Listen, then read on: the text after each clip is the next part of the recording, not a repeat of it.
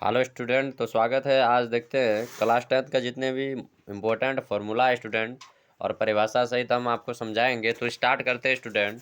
तो बहुपद क्या है तो देखते हैं स्टूडेंट। तो बहुपद जो होता है स्टूडेंट वो क्या होता है। बहुपद में देखिए स्टूडेंट, धनात्मक और ऋणात्मक चिन्ह के बने कई पदों के व्यंजक को क्या कहते हैं, बहुपद कहा जाता है।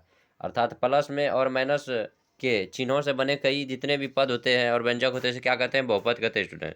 तो बहुपद का हम परिभाषा देखते हैं। बहुपद में परिभाषा देखते हैं स्टूडेंट की बहुपद का परिभाषा होता है क्या। देखिए ये सारे जितने भी है ये सारे क्या है, बहुपद है। नेक्स्ट आगे बढ़ते हैं स्टूडेंट की बहुपद जो होता है वो कितने प्रकार का होता है। तो स्टूडेंट बहुपद जो होता है ना वो दो प्रकार के होते हैं। एक होता है अचर बहुपद, दूसरा होता है चर बहुपद। अब अचर बहुपद का उदाहरण देखते हैं स्टूडेंट कि अचर बहुपद में क्या होता है। अचर बहुपद में होता है जिसका मान जो होता है स्टूडेंट कभी बदलता नहीं है। या तो अचर बहुपद का जो घात होता है वो क्या होता है, शून्य होता है। जैसे एग्जांपल के तौर पे देखिए ये है। अब आगे बढ़ते हैं कि चर बहुपद क्या होता है स्टूडेंट। तो चर बहुपद वो होता है जो चर बहुपद का अर्थ होता है जिसका मान बदल जाता है। जैसे कि चर बहुपद में एक्स वाई जेड ये सब क्या है, पी क्यू आर ये सब जितने भी है ये सब चर बहुपद है। और अचर बहुपद में क्या हो गए स्टूडेंट, तो संख्या जितने भी क्वांटिटी है ये सब क्या होता है, अचर बहुपद में होता है। अब बढ़ते हैं स्टूडेंट की बहुपद की पहचान हम करेंगे क्या, तो बहुपदों के घात के अनुसार हम बहुपद की पहचान करेंगे। कि जैसे बहुपद घात के आधार पर बहुपद कितने प्रकार होता है स्टूडेंट, तो घात के आधार पर बहुपद जो होता है वो 4 प्रकार का होता है। ये बहुत ही इंपॉर्टेंट है, इससे ऑब्जेक्टिव बार बार एग्जाम में पूछा ही जाता है। तो घात के आधार पर स्टूडेंट्स पहले जो है वो शून्य बहुपद है, दूसरा रैखिक, तीसरा द्विघात, तीसरा उसके बाद त्रिघात बहुपद है। तो देखेंगे स्टूडेंट कि शून्य बहुपद होता क्या है। शून्य बहुपद जो होता है स्टूडेंट जिसकी घातों की संख्या क्या होती है, जीरो होता है। इसमें घातों की संख्या शून्य होता है स्टूडेंट, इसमें ऑब्जेक्टिव पूछ ही दिया जाता है। तो इसमें घात की संख्या कितना होगा, शून्य बहुपद में घातों की संख्या जीरो होंगे स्टूडेंट। अब रैखिक बहुपद, तो रैखिक बहुपद में घात की संख्या वन होती है स्टूडेंट, ये मोस्ट वीवीआई ऑब्जेक्टिव है। तो रैखिक बहुपद में कितना होता है, वन होता है। अब आगे बढ़ते हैं द्विघात में। तो द्विघात बहुपद में घातों की संख्या जो होती है स्टूडेंट, द्विघात में घातों की संख्या दो होती है स्टूडेंट, कितना होती है, दो होती है। उसके बाद आगे बढ़ते हैं त्रिघात में। तो त्रिघात में घातों की संख्या कितना होती है स्टूडेंट, तो त्रिघात में घातों की संख्या थ्री होती है। ये मोस्ट वीवीआई ऑब्जेक्टिव है स्टूडेंट। अब स्टूडेंट द्विघात बहुपद में क्या होता है, द्विघात बहुपद की अगर शून्यांक निकाला जाता है तो द्विघात बहुपद का शून्यांक जो होता है स्टूडेंट वो होता है अल्फा और क्या होता है, बीटा होता है। तो एक होता है अल्फा स्टूडेंट, दूसरा क्या होता है, बीटा होता है। तो हम इसका शून्यांक जो निकालेंगे तो एक होता है अल्फा प्लस बीटा, क्या होता है स्टूडेंट, तो अल्फा प्लस बीटा अगर निकालना हो तो अल्फा बी प्लस बीटा बराबर होता है स्टूडेंट माइनस बी बटा ए होता है। क्या होता है, माइनस बी बटा ए होता है। और आगे अगर अल्फा इंटू बीटा निकालनी हो स्टूडेंट, क्या होता है, alpha into beta, alpha into beta निकालनी हो स्टूडेंट तो अल्फा इंटू बीटा बराबर क्या होता है, सी बटा ए होता है स्टूडेंट। क्या होता है, सी बटा ए। तो देखिए शून्यांकों का गुणनफल होता है सी बटा ए, शून्यांकों का गुणनफल योगफल होता है अल्फा प्लस बीटा बराबर क्या होता है, माइनस बी बटा ए। तो माइनस बी बटा ए होंगे अल्फा प्लस बीटा, और अल्फा इंटू बीटा बराबर क्या होंगे स्टूडेंट, सी बटा ए होंगे। तो अब त्रिघात बहुपद में देखते हैं स्टूडेंट, त्रिघात बहुपद में क्या फंडा है। तो त्रिघात बहुपद में स्टूडेंट अल्फा प्लस बीटा, ये देखिए alpha plus beta plus gamma है। तो alpha plus beta plus gamma बराबर होता है स्टूडेंट क्या होता है, तो माइनस बी बटा ए होता है। देखिए alpha plus beta plus gamma बराबर क्या है, माइनस बी बटा ए। आगे है कि alpha into beta plus beta into gamma plus gamma into alpha बराबर क्या होता है स्टूडेंट, तो सी बटा ए होता है। तो हम देखेंगे कि alpha plus beta plus gamma बराबर क्या है स्टूडेंट, तो माइनस बी बटा ए। और alpha into beta plus beta into gamma plus gamma into alpha बराबर क्या है, सी बटा ए। आगे है alpha into beta into gamma, तो student alpha into beta into gamma क्या होता है, माइनस डी बटा ए होता है स्टूडेंट। तो क्या होता है ये, इसका जो होगा राइट आंसर क्या होगा, माइनस डी बटा ए होगा। अब आगे बढ़ते हैं स्टूडेंट। अब आगे एक स्टूडेंट की द्विघात समीकरण को हल करने की विधि कौन कौन सी है। तो देखिए स्टूडेंट द्विघात समीकरण को हल करने की जो है ना तीन प्रकार की विधि है। पहला होता है कि गुणनखंड विधि, दूसरा होता है पूर्ण वर्ग बनाकर विधि, उसके बाद तीसरा होता है त्रिध्रुवचर त्रिध्रुवचार्य विधि। तो ये तीनों विधि जो है बहुत इंपॉर्टेंट है स्टूडेंट, तो इससे सवाल एग्जाम में बार बार पूछा ही जाता है। तो हम देखते हैं कि मेथड से बनता कैसे स्टूडेंट। तो गुणनखंड विधि से सवाल एक हम परिभाषा लिए, गुणनखंड विधि से देखिए सवाल ऐसे बनता है। तो गुणनखंड विधि से सवाल जो इस टाइप से तोड़ के बनाया जाता है स्टूडेंट, ये 9th क्लास में भी आप सीखे होंगे। अब देखते हैं गुणनखंड विधि हो गया स्टूडेंट। अब बढ़ते हैं कि पूर्ण वर्ग विधि द्वारा। तो पूर्ण वर्ग विधि द्वारा जो ऐसा बनता है सवाल स्टूडेंट, एक एक्स बराबर फार्मूला भी आप बना सकते हैं, minus b plus minus under root b square minus 4ac/2a। इस सवाल ये फार्मूला से भी आप आराम से बना सकते हैं स्टूडेंट। आगे बढ़ते हैं पूर्ण वर्ग विधि द्वारा, थोड़ा सा फंडा भी थोड़ा सा इसमें है स्टूडेंट कि ऐसे भी पूर्ण वर्ग विधि द्वारा ये है, इसके बाद इसमें ये सब फंड किया जाता है। तो स्टूडेंट श्रीधरोच्चार्य विधि में क्या है, श्रीधरोच्चार्य विधि में जो है स्टूडेंट वो हम कैसे बना सकते हैं, तो ये विवेचक विधि, जो विवेचक होता है डी बराबर क्या होता है स्टूडेंट, तो बी स्क्वायर माइनस 4ac होता है। ये डी का वैल्यू निकाल के एक फार्मूला होता है स्टूडेंट, तो हम उस पर बना सकते हैं आराम से। तो समीकरण में देखिए स्टूडेंट, द्विघात समीकरण की मूलों की प्रकृति, यहाँ से एक ऑब्जेक्टिव फिक्स रहता है, ये बहुत बीबीआई स्टूडेंट, यहाँ से एक ऑब्जेक्टिव फिक्स रहता है, यहाँ इसको याद करते हैं। तो द्विघात समीकरण के मूलों की प्रकृति क्या होता है स्टूडेंट, जब जो डी का मान जो होता है वो ग्रेटर देन जीरो से क्या होता है, जीरो से बड़ा होता है, तो वह समीकरण के मूल जो होता है ना स्टूडेंट, वो क्या होता है, वास्तविक होता है और वह समान होता है। ये मोस्ट बीबीआई ऑब्जेक्टिव है स्टूडेंट। तो जब भी क्या हो तो डी का मान क्या हो, डी का मान जो है देखिए स्टूडेंट, तो डी का मान क्या, अगर जीरो से बड़ा हो तो वास्तविक और असमान होंगे, और डी का मान अगर क्या हो, बराबर हो, देखिए बी स्क्वायर माइनस 4ac अगर बराबर हो तो क्या होगा, मूल क्या होगा, वास्तविक होगा और समान होगा। अगर डी का मान जो है स्टूडेंट वो क्या हो, लेस देन हो, मतलब डी का मान जीरो से क्या हो, छोटा हो, अर्थात जीरो बड़ा, ऐसे मान लिया जब -2 है और ऐसे लेस देन अगर जीरो हो, तो क्या होता है, मूल जो होता है वो काल्पनिक होता है स्टूडेंट, क्या होता है, काल्पनिक होता है। तो आगे बढ़ते हैं स्टूडेंट, तो यहाँ देखिए यही कंडीशन दिया गया है। तो अब यहाँ पे फार्मूला भी देखिए स्टूडेंट, रिवीजन कर लीजिए, अल्फा प्लस बीटा बराबर क्या आता है, माइनस बी बटा ए, अल्फा इंटू बीटा बराबर सी बटा ए। और द्विघात समीकरण का जो फार्मूला होता है स्टूडेंट वो क्या होता है, x square minus alpha plus beta into x plus alpha into beta. ये जो इससे सवाल एक फिक्स 2 नंबर में पूछता है स्टूडेंट, ये भी आप बिल्कुल याद कर लीजिए।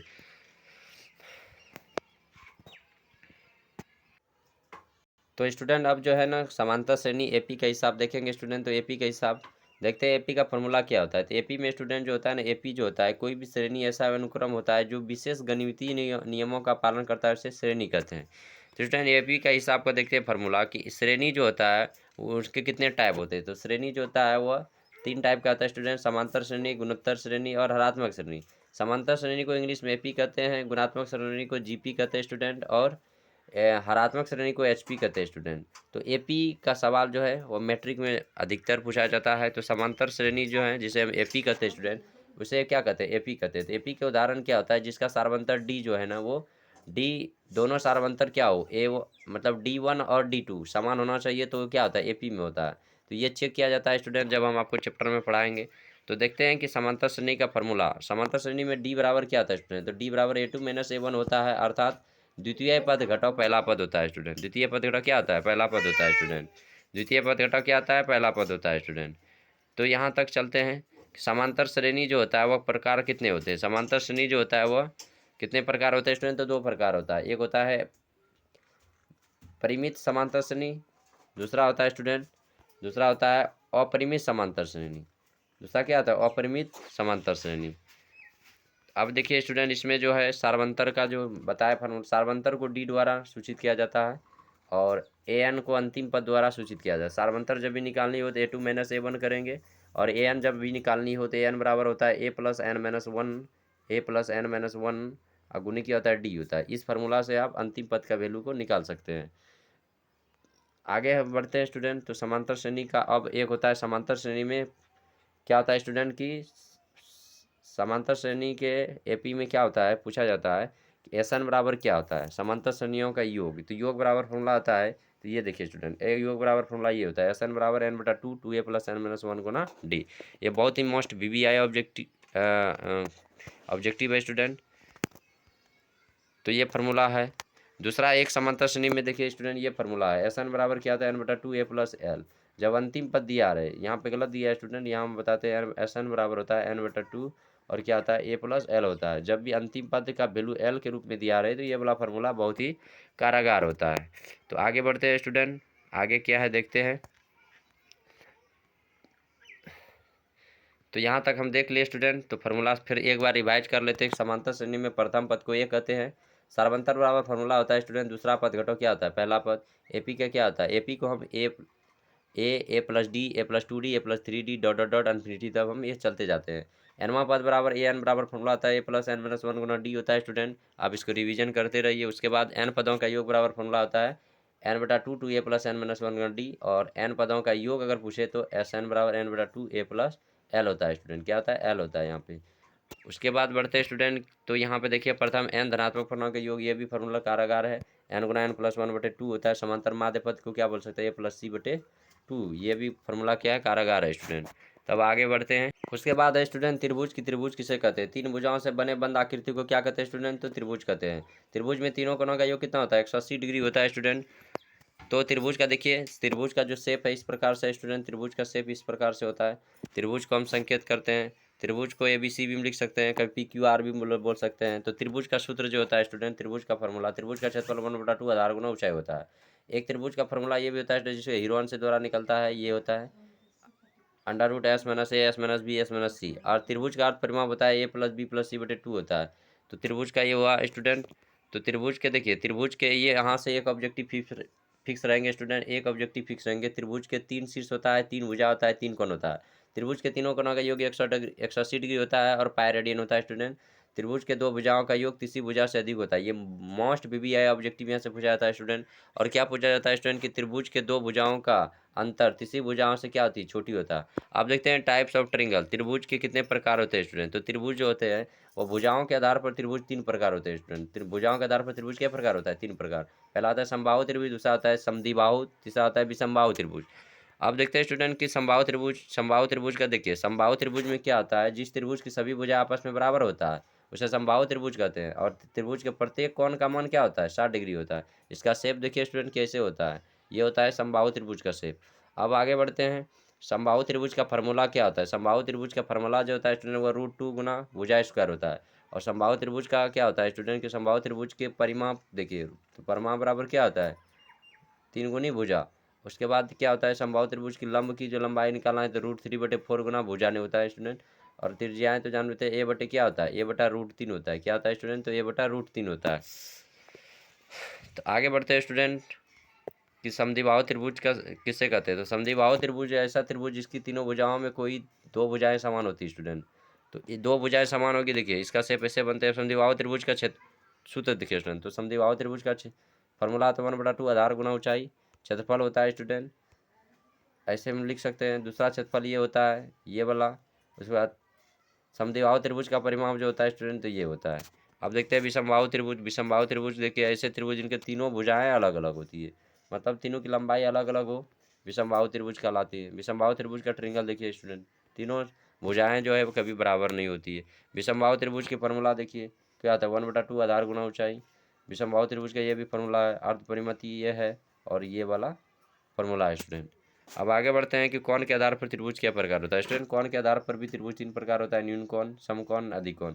न्यून कोण में क्या होता है स्टूडेंट? 90 डिग्री से कम जितने भी एंगल होते हैं ये सब न्यून कोण होते हैं। समकोण में क्या होता है स्टूडेंट कि समकोण में 90 डिग्री का एंगल बनता है। और अधिक कोण में क्या होता है? 180 डिग्री से अधिक होता है। तो हम आपको सभी दूर तक समझा दिए। देखिए न्यून कोण क्या होता है? 90 डिग्री से कम। न्यून कोण 90 डिग्री से कम होता है स्टूडेंट। अब बोलते हैं न्यून कोण त्रिभुज का फॉर्मूला, तो ये कोई बात नहीं है। समकोण त्रिभुज जिस त्रिभुज का 90 डिग्री हो, बताया आपको स्टूडेंट, 90 डिग्री हो, शेप देख लीजिए। उसके बाद बढ़ते हैं समकोण त्रिभुज। समकोण त्रिभुज में ये सब जो फॉर्मूला है स्टूडेंट ये सब पूछा जाता है एग्जाम में। तो समकोण त्रिभुज के जो स्टूडेंट उसके कर्ण को AC द्वारा और AB और BC को हम आधार और AB को हम लंब द्वारा परिभाषित करते हैं। तो यहाँ से फॉर्मूला बनता है स्टूडेंट, ये फॉर्मूला BBI है, कर्ण स्क्वायर बराबर लंब स्क्वायर जोड़ा आधार स्क्वायर। दूसरा फॉर्मूला समकोण त्रिभुज का कर्ण बराबर क्या होता है? ये फॉर्मूला है, BBI है। उसके बाद ये फॉर्मूला BBI स्टूडेंट। उसके बाद समकोण त्रिभुज का आधार, ये फॉर्मूला BBI। और समकोण त्रिभुज का क्षेत्रफल 1/2 गुना आधार गुना ऊंचाई, ये भी BBI स्टूडेंट। तो ये सारे फॉर्मूला क्या है? BBI है। उसके बाद अधिक कोण देखिए, अधिक कोण क्या होता है? 90 डिग्री से अधिक हो और 180 डिग्री के बराबर हो, ये देख लिए। उसके बाद आगे बढ़ते हैं स्टूडेंट कि अधिक देखिए फार्मूला देखिए। उसके बाद त्रिभुजों की जो विशेषताएं स्टूडेंट, तो इस तरह की विशेषताएं हैं। त्रिभुज के तीनों कोणों का मान 180 डिग्री होता है। त्रिभुज के 3 शीर्ष, 3 भुजाएं, 3 कोण होता है। त्रिभुज के 2 भुजाओं का योग तीसरी भुजा से क्या होता है स्टूडेंट? अधिक होता है।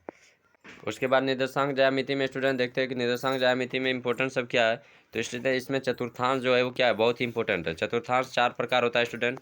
कैसा होता है? 4 प्रकार। तो प्रथम में चतुर्थांश देखिए स्टूडेंट, प्रथम चतुर्थांश यहाँ है प्लस प्लस, यहाँ से 2 नंबर फिक्स ऑब्जेक्टिव स्टूडेंट। तो प्रथम चतुर्थांश प्लस प्लस, दूसरे क्या होता है? माइनस प्लस होता है।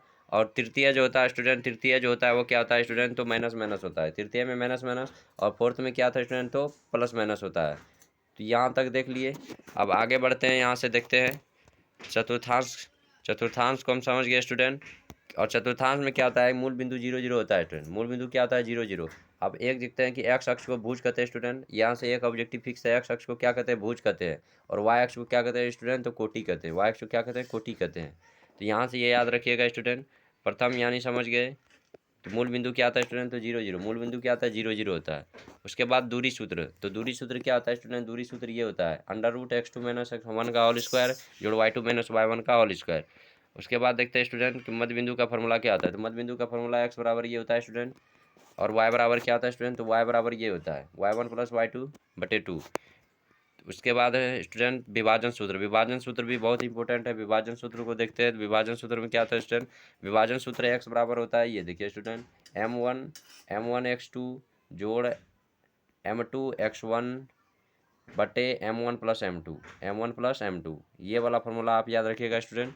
इसके बाद y बराबर भी वही लगाइएगा, तो ये फार्मूला क्या है, कारावार है स्टूडेंट, बहुत ही कामयाब है। उसके बाद त्रिभुज का फार्मूला देख लिए।